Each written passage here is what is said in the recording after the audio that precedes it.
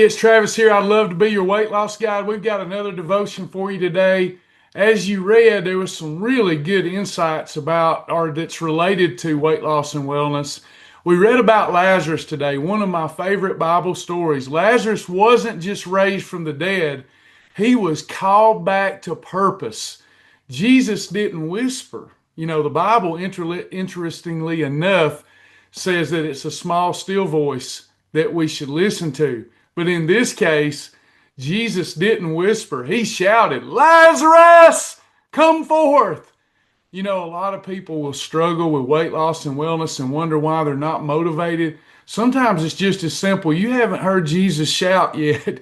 When you hear Jesus shout loud enough in your spirit, in your soul, it's not externally audible, but boy, will it rock your soul. You know that you know because the sheep know their shepherd's voice.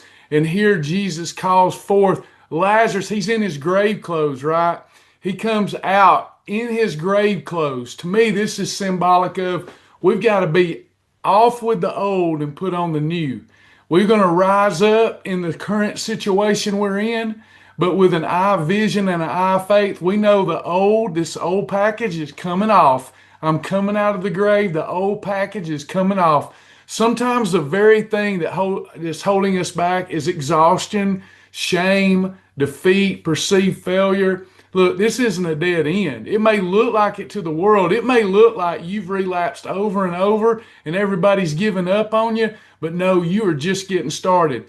Actually, when Jesus calls your name, it isn't like the doctor telling you that you need to get off medication. It isn't like your spouse telling you you're unattractive. I've been there. I've done all that too. Look, it's a moment when you hear Jesus, it's God's resurrecting voice. And you know what you know what you know.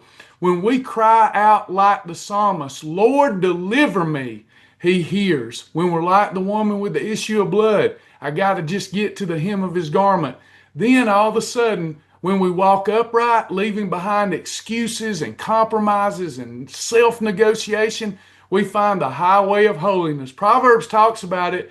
And like Asa, when we tear down the idols of food, emotional eating, laziness, fear, God gives us rest. Look, no matter where you're at in this journey with us, you're not too far gone, you're not stuck, and you're not dead. You're being positioned for the resurrection. May God bless you. I can't wait to talk to you again tomorrow. Have a perfect day.